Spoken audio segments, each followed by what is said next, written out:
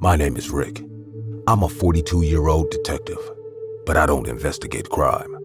I'm a paranormal detective, and I travel all over the world seeking answers from the unknown. One of the worst locations I've ever done is at an abandoned motel in Glasgow, Scotland. I have returned after a year in hopes to receive some closure about the thing that took my wife from me that night. My usual protocol is to do a series of interviews with the locals and other hunters who have done investigations. I have a team that goes with me and a camera crew that helps to set things up. For this, I wanted to go in alone. No cameras, no crews, no interviews. But my best friend Albert insisted he go with me. He and I are the only ones who know about this.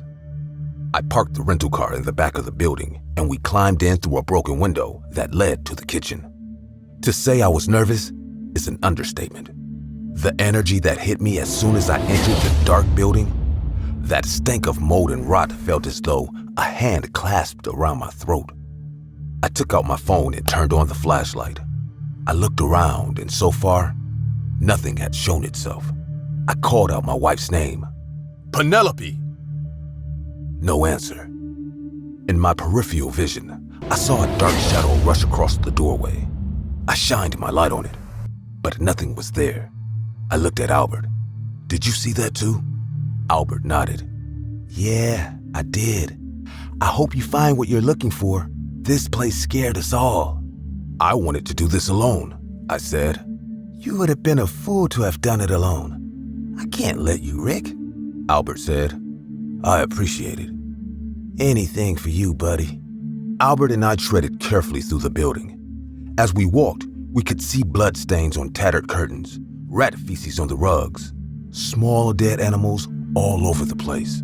This place smells bad, Albert groaned as he pulled his shirt up over his nose. Good thing we got our shots from the first time, I said. Suddenly, Albert took a step and the floorboard caved beneath him, and he fell down to the basement. Albert! I yelled and went to rush downstairs to find him. I turned a corner and could hear a woman sobbing loudly on the second floor. I stopped to listen closely as I recognized the sound of her weeping. Penelope? I had forgotten about Albert and rushed up to the second floor. I walked slowly, my hands trembling as I held up my phone's flashlight to guide me. The sobbing grew louder, more intense. I followed the sound to a room down the hall. I opened the door, and like a dream, there she was, my Penelope. She sat on a bed, wailing in agony. I rushed to her side. Penelope, it's Rick, I told her. She said nothing, didn't even look at me, just sat there and sobbed loudly. Penny, I frowned and reached for her hand. I touched her hand, and it was cold as ice. Penny, I haven't slept a decent wink since I lost you. I'm here now. You don't have to be in this place anymore. I reached up to brush her hair from her face, and what I saw made my blood run cold. It was Penelope's face, her body, her hands. But she was not my Penelope that I remembered. She looked me in the eye, and she had no eyes, just black holes. She flashed a sinister smile at me. Her mouth was missing teeth, and she had aged at least 50 years.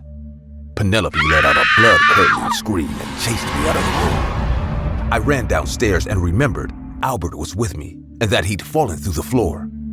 I pried the basement door open and ran down there. I found the hole where he fell and looked around. I looked up to see Penelope floating in the air. She stared at me with those black, empty holes where her eyes used to be. I looked down where she stood and found Albert. The fall had killed him. Blood drizzled out of his mouth and around his head. I rushed to him and dropped to my knees. Penelope still hovered above him. My best friend was gone. Damn fool for coming with me. I came back with the last person I had, and now he's gone. I looked up at Penelope and she began to laugh maniacally. It was then that I realized what had happened. I heard of Scottish and Irish folklore. I've studied all of it in my line of work. My wife was no longer mine. I never got to bury her as she seemed to disappear out of thin air. A banshee is the ghost of a woman who cries in the night. She's known to warn you about a death of a loved one. I remember why those cries were familiar. I heard them the night this place took my wife. She had now become a banshee herself, the one to warn me of Albert's death. Narrated by Dorsey Jackson of Dorsey Jackson Global at Compound City. Be sure to like and subscribe. My name is Brock, and I'm a 36-year-old detective. You've heard of police that encounter ghosts? This is my story. It started with a phone call. I was sitting in my office in Des Moines, Iowa, filling out some paperwork when my phone rang. I picked it up. Hello? It was the receptionist. Hi, Brock. The chief of police from Urbandale would like to speak to you. Go ahead and put him through, I said and hung up. The phone rang again. Detective Armstrong. Good evening, Detective. This is Chief Reed. I'm reaching out to you regarding the chain of murders that's been going through my town. We need some extra hands as they're becoming rampant. Yes, I've heard about these series of killings. How can I help? Well, whoever the killer is, they haven't gone anywhere. It's as though they're waiting to get caught. Yet we see no clues that leave any sort of DNA evidence behind. We hear you specialize in tough cases. I'll come up first thing in the morning to discuss the recent cases. Have the autopsy reports ready. Thank you, Detective. See you in the morning. I got up early the next day and grabbed a coffee and a bagel to enjoy as I made the short drive to Urbandale. I met up with the chief in his office and I looked over the autopsy reports. Take me to see the bodies, I told him. We don't go to the morgue before 10 a.m. I looked at him warily. Why not? Well, the morgue is haunted, and strange activities have been known to occur until the sun shines through the east windows. That's usually around 10 in the morning. I don't believe in ghosts. Take me there and I'll go in myself. I need to see the bodies mirror what the report says before I can dive into the investigation. I don't have all day to do this. If you insist. Reed answered and grabbed a set of keys. He drove us both over to the morgue and he unlocked the door so I could go in. I went in and closed the door behind me. I turned on the lights and made my way to the freezers where they kept the corpses. As I walked in, the lights flickered a bit. I heard a noise and stopped to see a body bag on a table. It appeared to have a body inside it, but it was closed.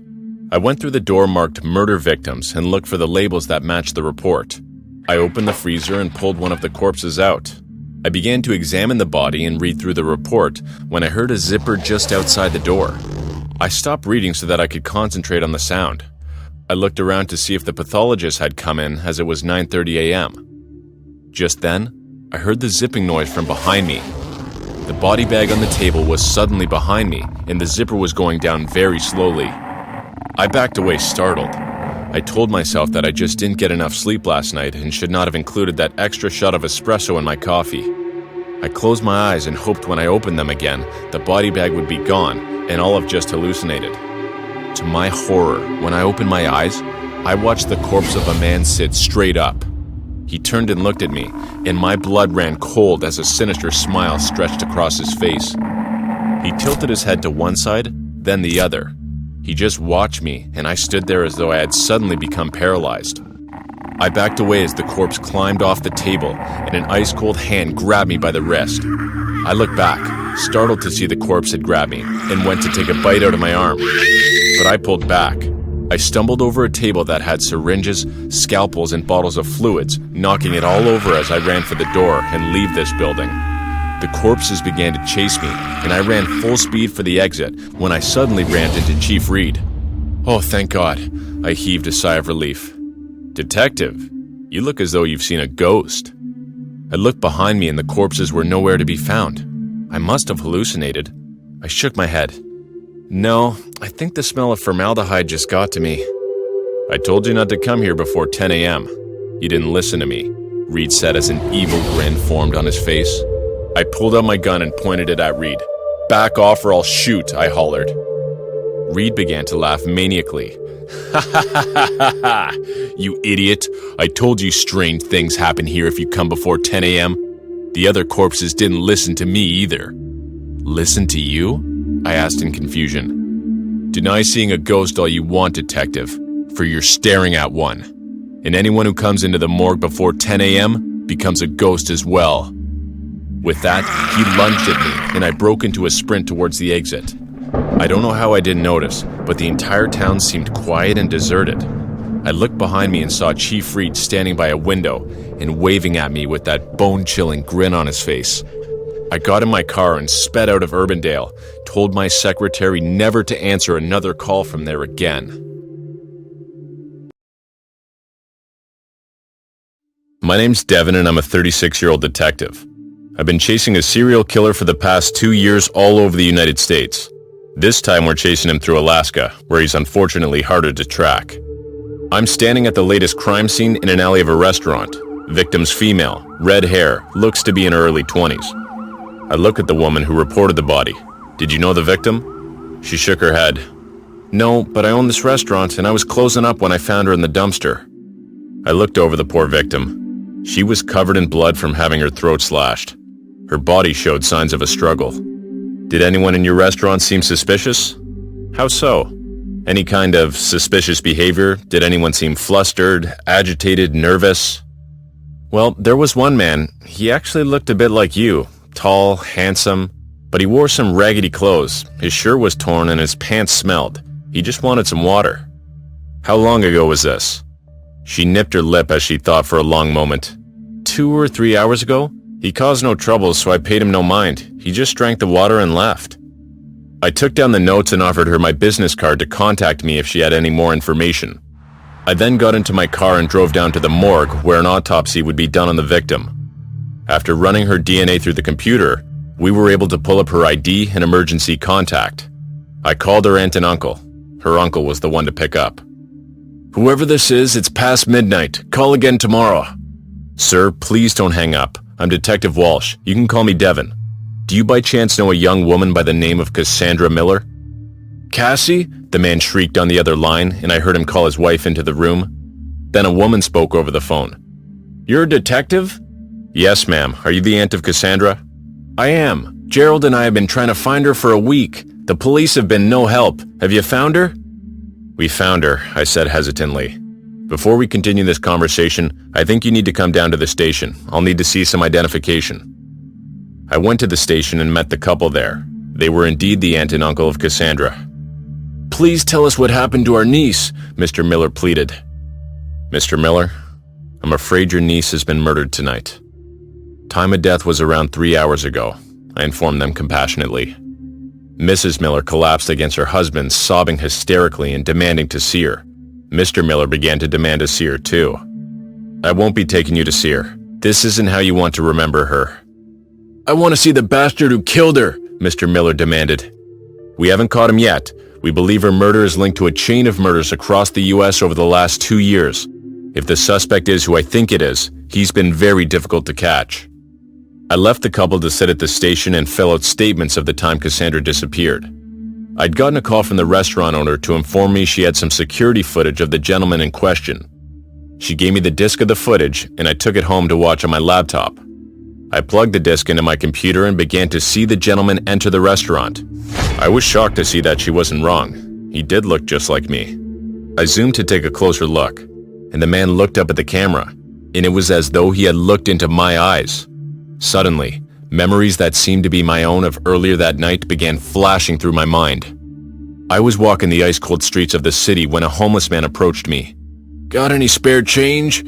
He asked me. He wore a shirt and pants just like in the security footage. I've got just the thing to put you out of your misery, I smiled, and he looked at me with hopeful eyes when I began to beat him. I wailed on him until he was dead. I took the clothes and went to my car. I changed into his clothes and parked my car in a parking lot down the block of the restaurant. I walked the streets and found an attractive woman. It was Cassandra. I offered her money in exchange for her body. She slapped me, and I punched her in the stomach, dragging her into the alley. She fought against me, but I easily overpowered her. I took a knife from the man's pocket and slashed her throat. She bled out nearly instantly, and I stood up to look around. I couldn't have anyone finding her like this, so I dumped her body into the dumpster. I ducked into the restaurant to wash the blood off my hands and face. No one seemed to notice me, and I came out to order a glass of water. I was parched after all that wrestling. I left the restaurant and went back to my car where I drove home and disposed of the clothes. I just realized the pocket knife was left at the crime scene and taken for evidence. It won't be long now before they find me. That serial killer I've been tracking turned out to be me all along. and I better get the hell out of Dodge before they find my fingerprints and I black out again. I closed my eyes and pointed to a random place on the map. Los Angeles, California. Lock your doors.